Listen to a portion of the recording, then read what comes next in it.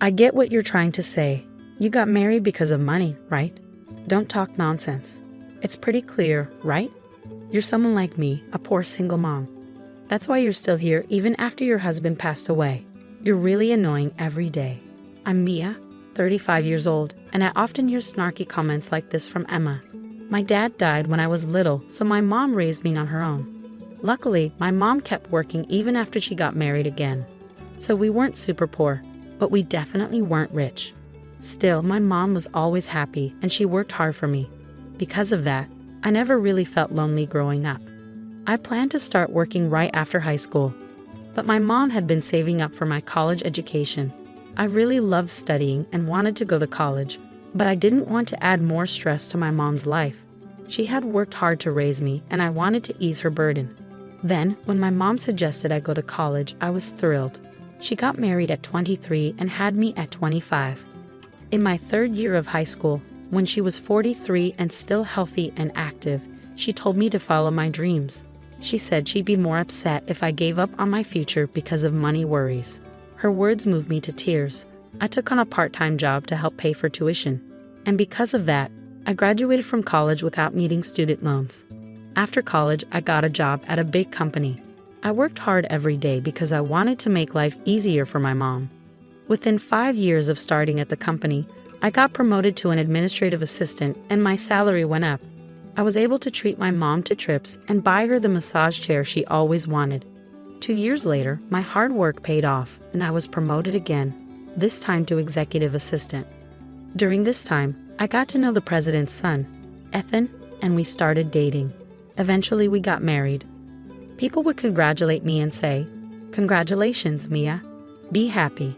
"Yes, thank you for everything," I said, deeply grateful, and my mom was moved to tears. She was incredibly happy for me, and it was a really joyful time. But that happiness didn't last long.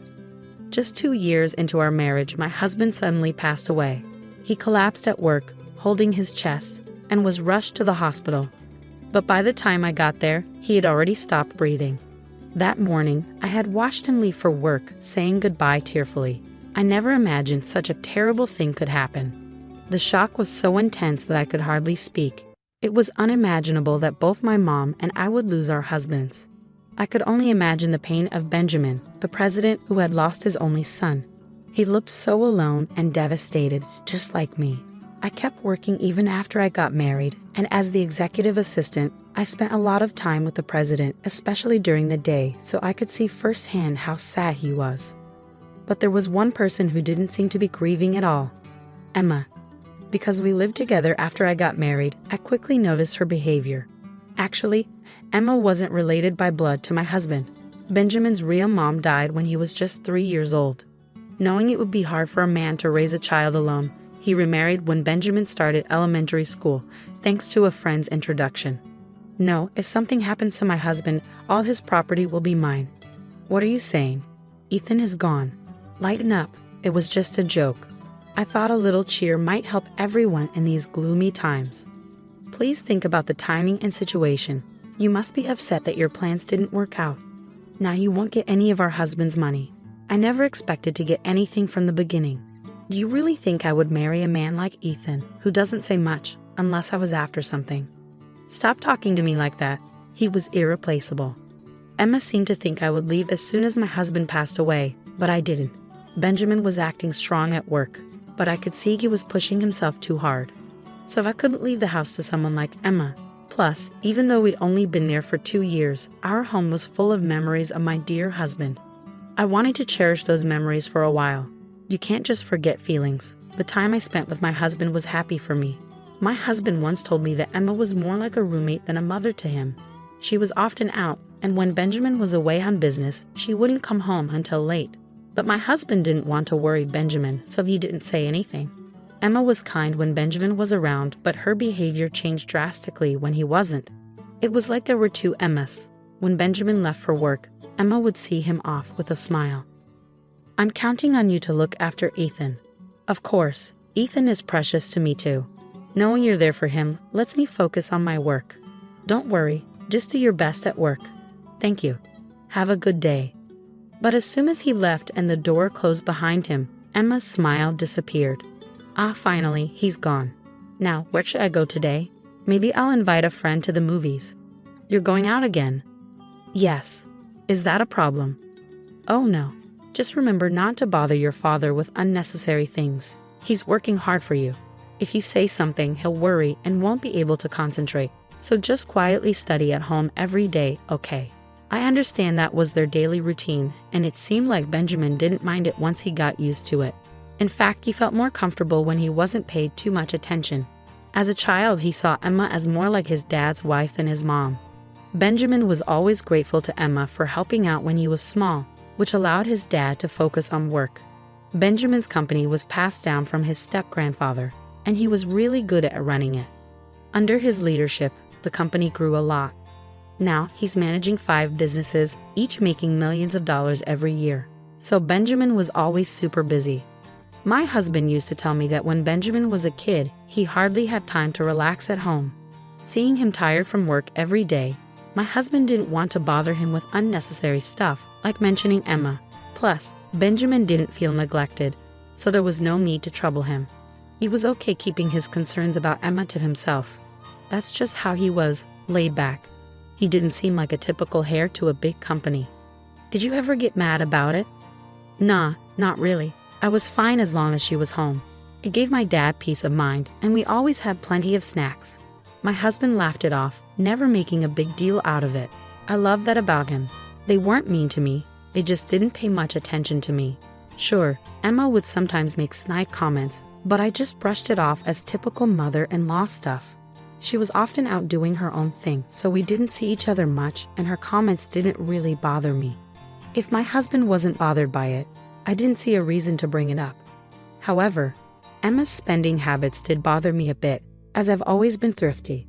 But since neither Benjamin nor my husband said anything, I kept my thoughts to myself.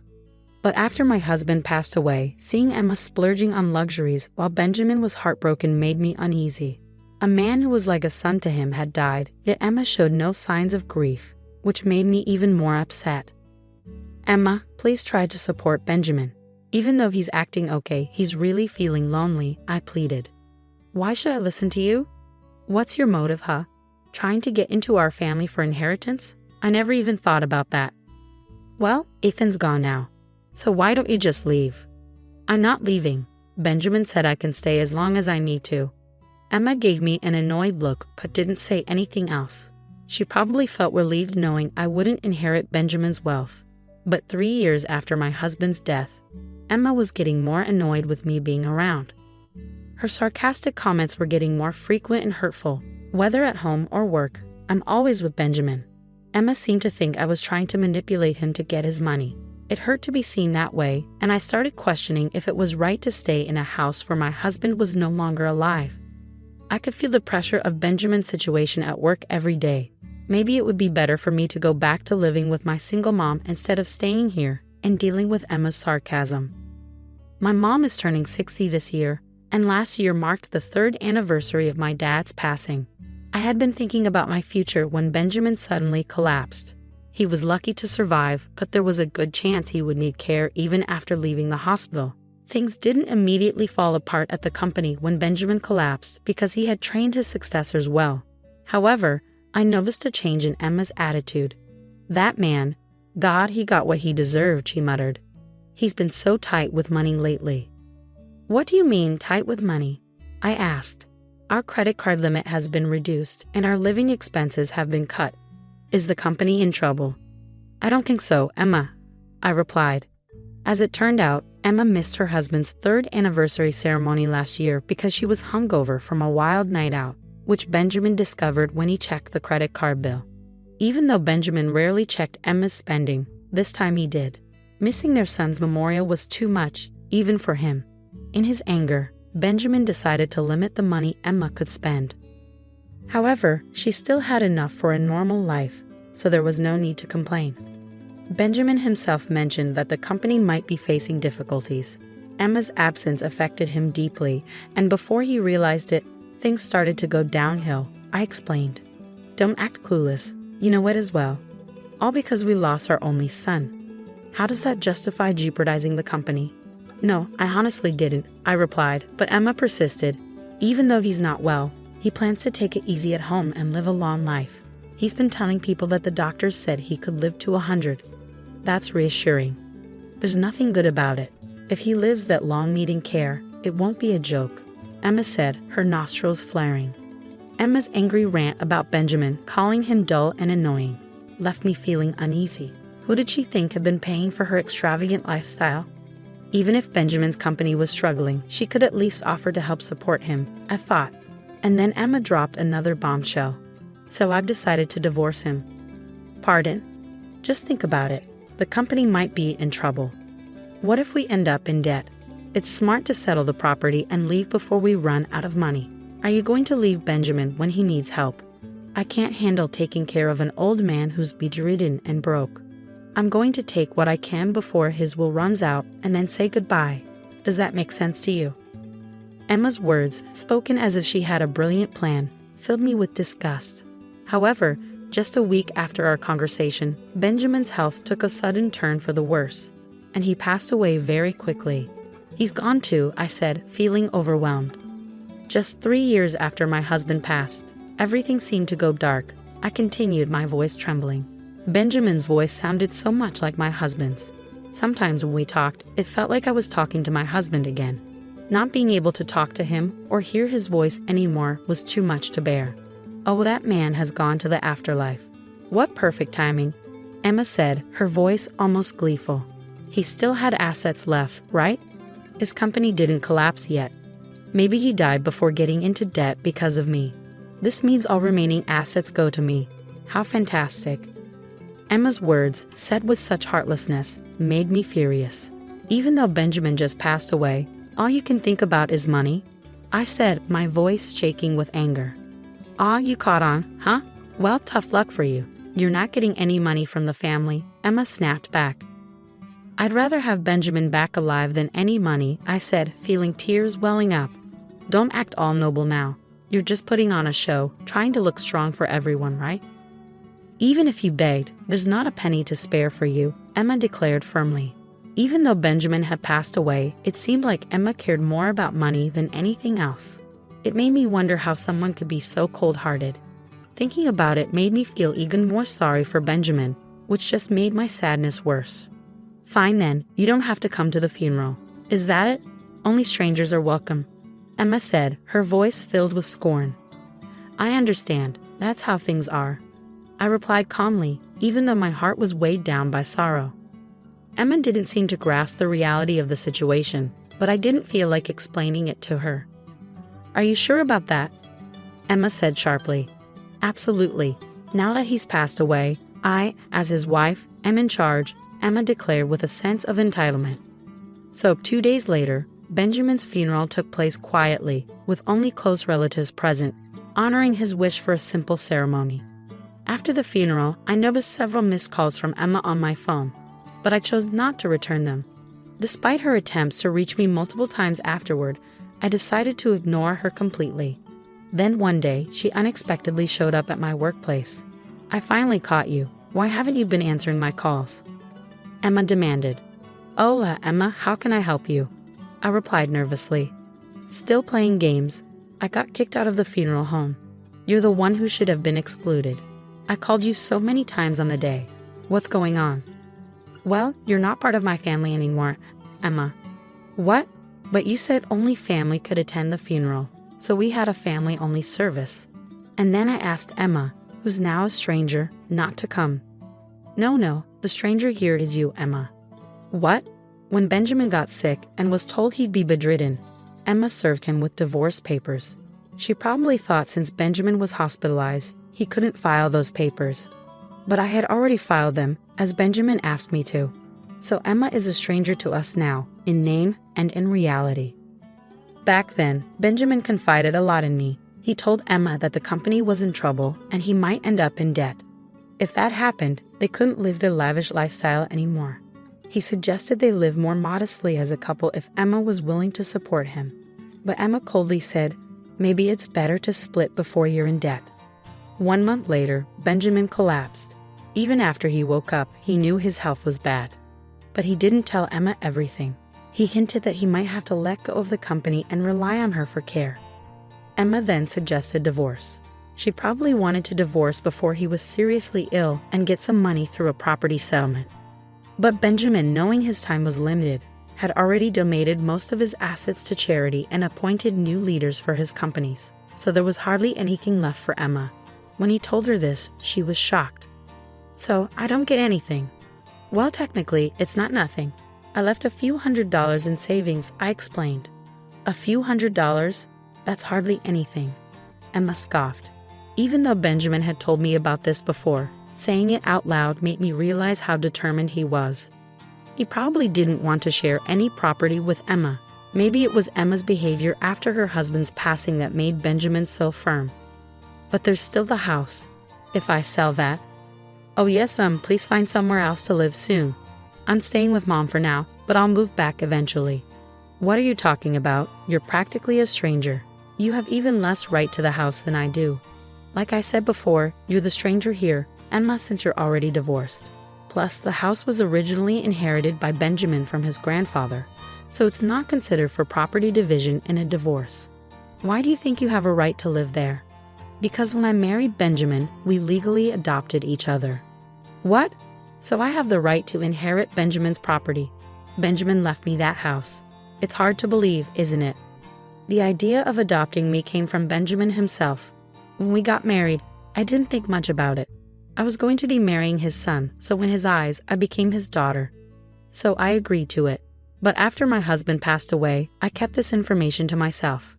I was worried that if I mentioned it, Emma would accuse me of being interested in the family money.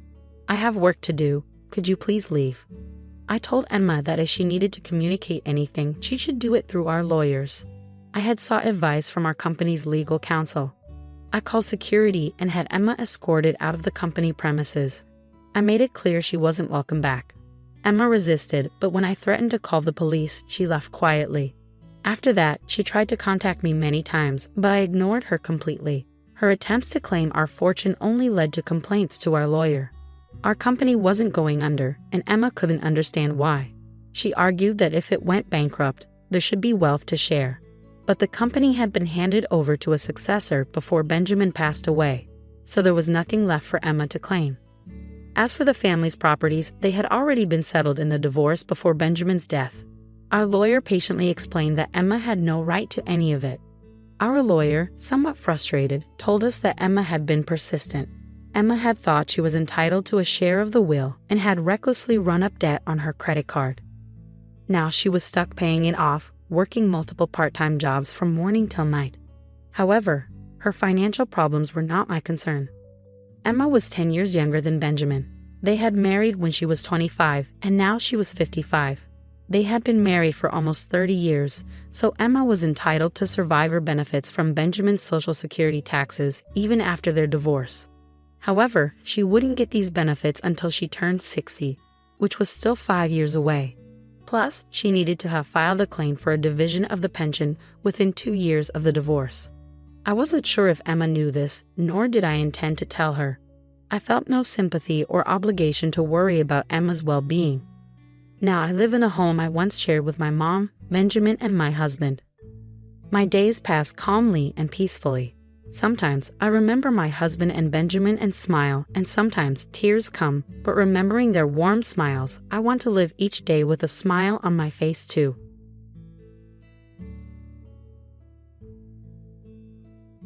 When I was around 8 years old, I accidentally broke a vase that meant a lot to my stepmom.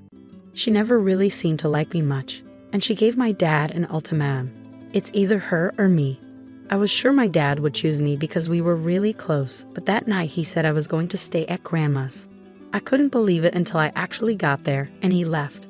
That moment changed something inside me. He called me every day and tried to visit as much as he could, but I couldn't pretend to be happy because I wasn't home. I stopped pretending pretty quickly. Looking back, I realized I acted like I didn't feel anything towards him. No anger or sadness, just numbness. Sometimes I overheard my dad complaining to Grandma about how I had changed. When I was 9, I told my mom I wanted to live with her all the time because I couldn't stand talking to my dad or seeing him anymore. Even though her apartment was small, she agreed. Honestly, I slept in her bed until I moved in with my fiancé. But I didn't mind because she's my mom, and it was better than being alone in my own room with him around. My mom and I got really close, and she signed me up for after-school activities so I could avoid my dad, and eventually, we just stopped talking to each other. I'm grateful for it because it meant I didn't have to be around him. A few years ago, my stepmom had a baby, and everyone was celebrating. But I was glad I wasn't there and hadn't even met the kid yet. I only saw him on special occasions or when they visited Grandma's house when I happened to be there. My fiancé proposed to me recently in a low-key way, and I only told a few family members about it. Now even Grandma knows how little I talk to my dad and how I keep him out of the loop. So it was a shock when my dad called me, inviting me to a family dinner to meet my fiancé and my new baby brother. I made up an excuse because I wasn't interested. Turns out Grandma spilled the beans, and I got angry with her for telling my dad about my engagement. Then my dad texted me, scolding me for taking my issues out on Grandma. I hate to admit it, but he was right about that. He sent me to Grandma's because he couldn't deal with me, and now he wants us to play happy family? Not happening. All I need to tell him is that my fiancé and I, congratulations by the way, have no interest in having dinner with a man who chose his wife over his own child because of a broken vase. And let's not even get started on how my stepmom got away with giving such an ultimatum in the first place. He's reaping what he sowed, no doubt about it. Speaking as a father myself, there's no way I'd ever prioritize a girlfriend over my own child, especially not for something as trivial as a vase. I probably burst out laughing if she ever tried to give me an ultimatum like that. It seems like both dad and stepmom are a match made in heaven, if you ask me. Honestly, I'd be tempted to send them a Goodwill vase with a sarcastic note like, "Since you missed the wedding, here's a vase you can walk down the aisle anytime you want." Or maybe even a photo of the vase dressed up like a bride. If the OP is Jewish, perhaps she and her fiancé could film themselves smashing vases in a wedding-style video. Oh, but why not send a vase to your dad and stepmom to congratulate them on the new baby, along with a card? You could write something like, "Hope the new baby doesn't break anything too precious. Grandma's not getting any younger raising your kids." Or even, "The day you chose your wife over your own child was the day I stopped being your daughter. Please refrain from contacting me as I have no interest in maintaining a relationship with you." It's powerful and eloquent. And OP, don't forget to apologize to your grandma, but make it clear that you'll have to limit what you share with her if she continues to pass information along to your father. I have 2 sons who are in their preteen years from my previous relationship. My ex and I split up because of various issues, one of which was Emily, a woman he worked closely with for years. They became very close, and she often made remarks to me about how my ex deserved someone better than me and accused me of trying to tear his family apart. Sometimes she even pretended to be his wife at work events, which my ex would just brush off. Besides, he wasn't great at handling finances and other responsibilities. After we separated, my ex officially started dating Emily, which wasn't surprising to me at all. Emily became even more hostile when she realized that my ex's family still liked me and continued to include me in their gatherings, especially when she noticed that my sons weren't thrilled about the situation. She saw herself as their dad's new girlfriend. Emily went as far as to insult my ex's mom for praising me as the best mom during a family dinner. The judge warned my ex about using Emily for custody exchanges and dealing with our boys' issues. She had confronted me multiple times during exchanges, showing hostility and even saying things that could be seen as trying to turn the kids against me. Despite the warning, my ex continued to let her handle things, and he was fined for disobeying the judge's orders. He was told that if it happened again, custody arrangements would be changed. Lately, there's been more attention directed towards me. Emily, unable to have children of her own, wants the boys to see her as a mother figure. They came to me for guidance, but I refused, stating that Emily wasn't their mother and I wouldn't endorse it after the years of verbal abuse from her.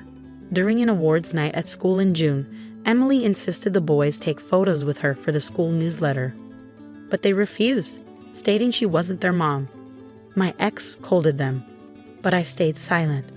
When X and Emily criticized me for not supporting them and allowing disrespect, I defended the boys, stating that what they said wasn't disrespectful.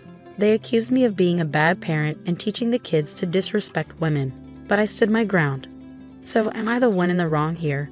Definitely not. They were just stating the truth, and it's pretty amusing how they're trying to enforce respect while being disrespectful themselves. Should I consider seeking a modification of custody based on their behavior? Because honestly, your boy's well-being is at risk with these two. She's not their mom, and they're not replacements just because she can't have kids of her own. They're children, and if they don't ease off, they'll only push them away and damage their relationship permanently. What happens when nobody's around to protect them at his place? Will your ex prioritize your sons or his new wife? Let's face it, they were emotionally involved at least. How blind are Emily and your ex? This is exactly how most kids feel about their dad's new partner. They're never going to see her as their mom. And when she said she wasn't asking but ordering them, their response was spot on. She's not their mother, so she can't give them orders like that. It's a fact that Emily isn't their mom. And by being hostile towards their actual mother, she's not going to earn any motherly role in their lives. Your ex is making a huge mistake. He's letting his wife jeopardize his relationship with his own kids. Someone needs to make him see that. Let him know that you'll only make parenting decisions together, and she won't be involved in any motherly capacity. If she wants kids, they can adopt, because she's not getting yours. Story 2. I'm a father of 2 daughters, Laura, who's 30, and Sarah, who's 19. They have a significant age gap of 10 years because my wife had fertility issues. Laura has achieved a PhD in psychology, and my wife and I couldn't be prouder of her accomplishments. However, Laura maintains very limited contact with us, largely due to her upbringing. I must confess that my wife and I were quite strict with her. When Laura was entering high school, she started to distance herself from us and often avoided spending time with the family. Eventually, we discovered from her counselor that Laura resented us for how we treated her when Sarah was born. Reflecting on our past actions, my wife and I decided to raise Sarah differently. We made a conscious effort to be more encouraging and supportive whenever Sarah faced challenges, aiming to provide her with a more positive upbringing. Unfortunately, this led to resentment from Laura, who felt that Sarah had a much easier childhood compared to her. As Sarah entered high school, we encountered behavioral issues such as disrespect and dishonesty, which caught us off guard. Despite this, we chose not to intervene significantly, fearing that Sarah would come to resent us as Laura did. As both girls excelled academically, we held on to the hope that everything would turn out fine. However, Sarah's behavior worsened during her final year of high school. Despite the escalating problems, we hesitated to take action, fearing that intervening would only strain our relationship with Sarah further. Fast forward to the present, Sarah is 19 and attending university, while Laura is enjoying financial success in her career. Recently, Sarah found herself in trouble after attempting to flirt with one of her professors and sending inappropriate pictures. Fed up with her behavior, my wife and I confronted her about her actions, expressing our disappointment and frustration. In the days that followed, I often found myself comparing Sarah's behavior to Laura's successes, highlighting Laura's respectfulness and achievements. One day, I even mentioned to Sarah that perhaps I should have raised her more like Laura. This comment struck a nerve, and Sarah lashed out. She accused me of mistreating Laura during her childhood, expressed her indifference toward my wife and me, and accused me of favoritism toward Laura. Sarah also revealed that her resentment and disrespectful behavior toward us stemmed from reading a journal that Laura had given her, where Laura had written about the punishments she received from us during her high school years. Story 3. When I was around 8 years old, I accidentally broke a vase that meant a lot to my stepmom. It seemed like she never really liked me, and she gave my dad an ultimatum. It's her or me. I thought my dad would pick me because we were so close. But that night he said I was going to stay at Grandma's. I couldn't believe it until I got there, and he left. That moment changed something inside me. He called every day and tried to visit often, but I couldn't pretend to be happy because I wasn't home. I stopped pretending quickly, and looking back, I realized I acted numb to him, not angry or sad, just emotionless. Sometimes I overheard him complaining to Grandma about how I had changed. When I turned 9, I told my mom I wanted to live with her full-time because I couldn't stand talking to my dad or seeing him anymore.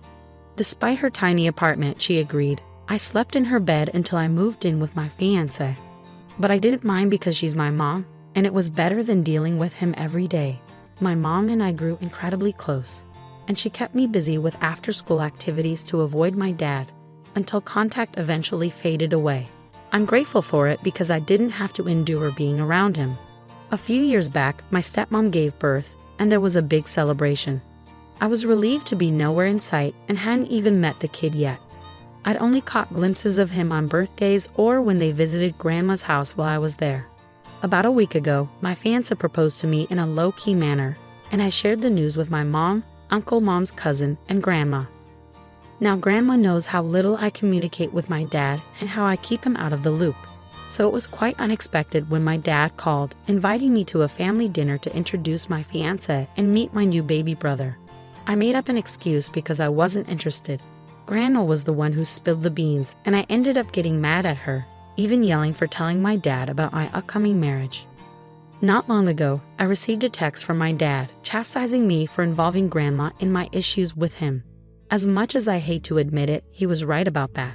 So he sent me packing to Grandma's because he couldn't be bothered, and now he wants to pretend everything is fine. No way. All I need to say is that my fiancé and I, thanks for the congrats, have no desire to have dinner with a man who chose his wife over his child because of a broken vase.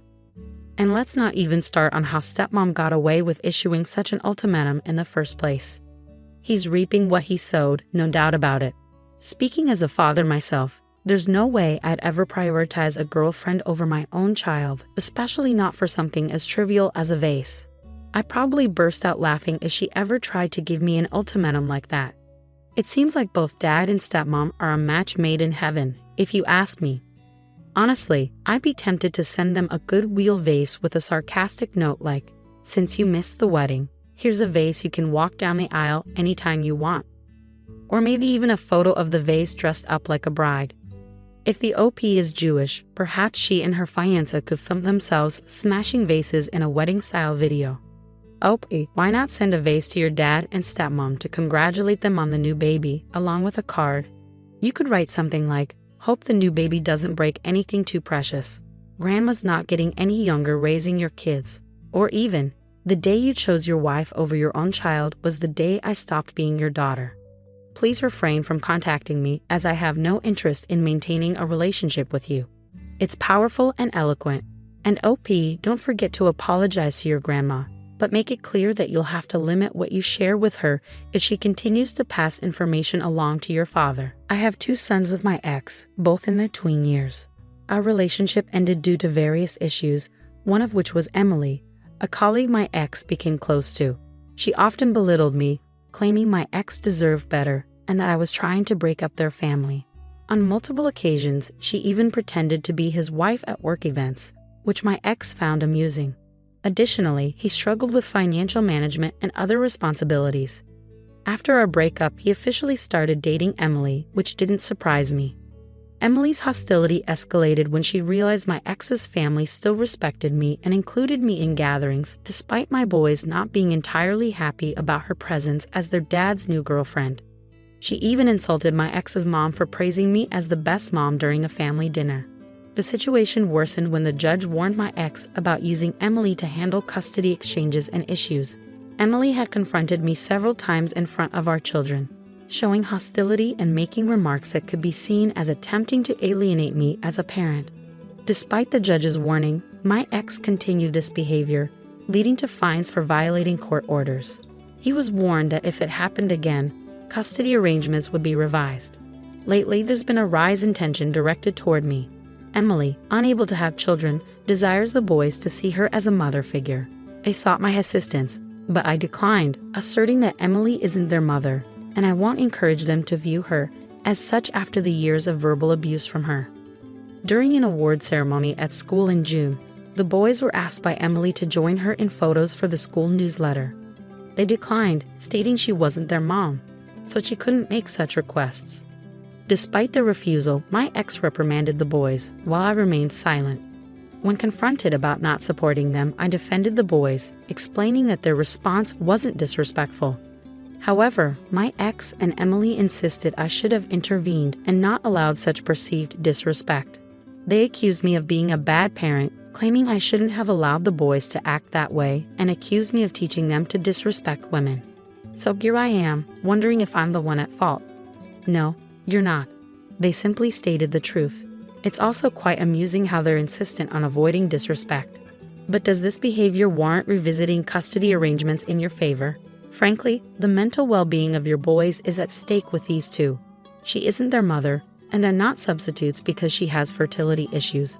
They're just kids, and if they don't back off, they'll only alienate them and damage their relationship irreparably. What happens behind closed doors at his place when no one's there to protect them? Would your ex prioritize your sons or his new wife? Let's not ignore the emotional affair they had, at the very least. How blind can Emily and your ex be? This is precisely how most kids feel about their dad's new partner, and they're unlikely to accept her as their mom. As for her assertion that she wasn't asking, in essence, she was commanding them, their response was appropriate. She's not their mother, so she can't dictate to them that way. Emily isn't their mother. That's a fact. By being hostile to their mother, she won't play a maternal role in their lives. Your ex is making a mistake. He's allowing his wife to jeopardize his relationship with his own kids. You need to make that clear to him. Tell him that you'll only make parental decisions with him, and none will involve her as a mother. If she wants kids, they better adopt because she's not getting yours. Story 4. I'm a 55-year-old father with 2 daughters, Laura, age 30, and Sarah, age 19. There's a significant 10-year age gap between them due to my wife's fertility issues, which is important to note. Laura has achieved a PhD in psychology, and my wife and I couldn't be prouder of her accomplishments. However, Laura maintains minimal contact with us, largely due to her upbringing. I must confess that my wife and I were particularly strict with Laura. As she entered high school, she began to distance herself from us, often refusing to spend time with the family. It wasn't long before we discovered through her counselor that Laura harbored resentment towards us for how we treated her when Sarah was born. Reflecting on our past mistakes, my wife and I made a conscious decision to raise Sarah differently. We aimed to provide her with encouragement and support, unlike the treatment Laura received. Despite our efforts, Sarah's teenage years were not without challenges. Issues such as disrespect and dishonesty arose during her high school years, leaving us perplexed as to their origins. Nevertheless, we tolerated her behavior, fearing that intervening would only result in her resenting us, similar to Laura. Both Laura and Sarah excelled academically, leading us to believe that we were on the right track. However, Sarah's behavior deteriorated during her final year of high school, yet we hesitated to take action, fearing that she would come to despise us as Laura did. Fast forward to the present, Sarah is 19 years old and attending university, while Laura enjoys financial success in her career. Recently, Sarah found herself in trouble after attempting to flirt with one of her professors and sending him inappropriate pictures. Fed up with her behavior, my wife and I decided it was time to confront her. We expressed our disappointment and frustration, raising our voices in the process. In the days that followed, I frequently reminded Sarah of Laura's accomplishments and exemplary behavior. At one point, I even suggested that I should have raised her in the same manner as Laura. This comment sparked a strong reaction from Sarah. She lashed out, accusing me of mistreating Laura during her childhood and showing favoritism towards her. She expressed her disregard for my wife and me, claiming that my remarks had deeply hurt her. Additionally, she confessed that she had been acting rudely towards us after reading a journal that Laura had written during high school.